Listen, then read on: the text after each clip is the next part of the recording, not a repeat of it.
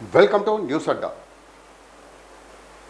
Bharatiya Janata party జాతీయ అధ్యక్షుని పర్యటన, కార్యకర్తలకు దిశానిర్దేశం. పశ్చిమ బెంగాల్ ఎన్నికలను స్ఫూర్తిగా తీసుకోమని సలహా. ఏంటి అంటే తెలంగాణలో మరి బెంగాల్ రాజకీయం పనిచేస్తుందా? అసలు తెలంగాణలో బెంగాల్లో ఏదైతే రాజకీయం చేశారో అది తెలంగాణలో పని చెయ్యదా అనే యాంగిల్లో చర్చ అయితే కొనసాగుతున్నది.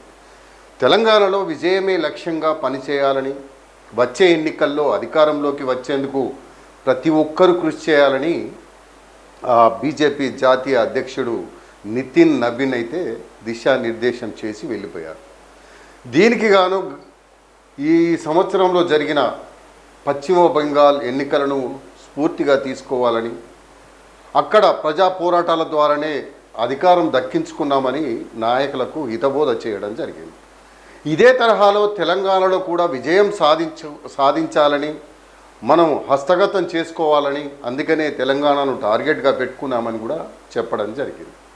మరి అయితే తెలంగాణలో బెంగాల్ ఫార్ములా పనిచేస్తుందా అనేదే ఇప్పుడు కీలకమైన ప్రశ్న.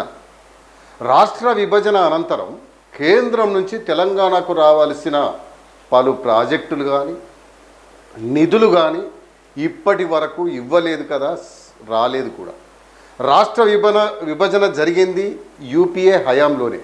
అయినా ఆ తర్వాత వరుసగా ఇప్పటి వరకు 12 సంవత్సరాలుగా బీజేపీ అధికారంలోనే ఉంది కేంద్రంలో. అలాంటప్పుడు రాష్ట్రాన్ని ఇచ్చామన్న క్రెడిట్లో తమకు భాగం ఉందని చెబుతున్నా, మరి విభజన చట్టంలో పేర్కొన్న మేరకు తెలంగాణ రాష్ట్రానికి ఏ మేరకు సహాయం అందించారన్నది కూడా ఇప్పుడు ప్రశ్నగా మిగిలిపోతున్నది. ముఖ్యంగా బెంగాల్కు తెలంగాణకు మధ్య పోలిక లేదనేది జగమెరిగిన సత్యం. అక్కడ క్షేత్రస్థాయిలో కమ్యూనిస్టులు పట్టు కోల్పోవడం, నిన్నటి వరకు అధికారంలో ఉన్న తృణమూల్ కాంగ్రెస్ పార్టీపై అవినీతి అక్రమాల ముద్ర పడటం, మమతా బెనర్జీ తర్వాత ఎవరు అనే ప్రశ్నకు కుటుంబ పరంగా నాయకులు ముందుకు వచ్చిన పరిణామ క్రమంలో ప్రజలు వారిని తిరస్కరించడం అనేది బీజేపీకి కలిసి వచ్చిందని మనం చెప్పవచ్చు. అదే సమయంలో బీజేపీకి సువేందు అధికారి ఎవరైతే ఉన్నారో వాళ్లకు ఐకాన్ నాయకుడిగా ప్రస్తుతం కొనసాగుతున్నారు. ఇవన్నీ కలిసి వచ్చి బీజేపీ పాగా వేసిందనే అభిప్రాయం అయితే ఉంది. కానీ తెలంగాణ విషయానికి వస్తే ప్రస్తుత అధికార పార్టీపై అవినీతి అక్రమాల ముద్ర ఇప్పటి వరకైతే పడలేదు. క్షేత్రస్థాయిలో అధికారులపై మాత్రమే ఆరోపణలు వస్తున్నాయి. కానీ వీటిని సరిచేసుకునే ప్రయత్నాలు కూడా తెలంగాణ ప్రభుత్వం చేస్తున్నది.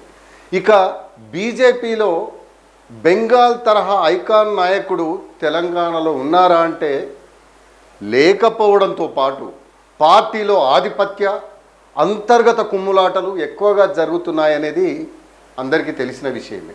మరోవైపు ఓడిపోయినప్పటికీ బీఆర్ఎస్ పార్టీకి ప్రజల్లో కొంతమేరకైతే పట్టు సడలలేదని చెప్పవచ్చు.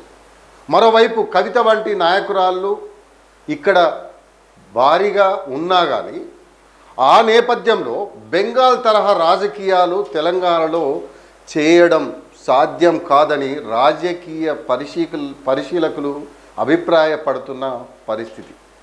ఇక కీలకమైన మరో విషయం, సీఎం రేవంత్ రెడ్డిపై బలమైన యువనేతగా, మంచి గళం ఉన్న నాయకుడిగా కూడా గుర్తింపు ఉంది. సో ఇవన్నీ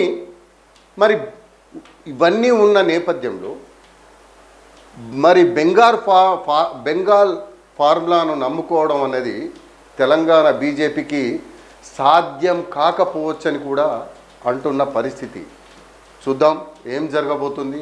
బెంగాల్ ఫార్ములా ఇక్కడ పనిచేస్తుందా పనిచేయదా అనేది మనం చూద్దాం. అక్కడి పరిస్థితులు వేరు, ఇక్కడి పరిస్థితులు వేరు. అక్కడి రాజకీయ పరిణామాలు వేరు, ఇక్కడి రాజకీయ పరిణామాలు వేరు. మరి బెంగాల్ అని నామస్మరణ చేస్తున్న బీజేపీ నాయకులకు మరి ఇక్కడ ఆ ఫార్ములా నిజంగా విజయవంతం అవుతుందా లేదా చూద్దాం.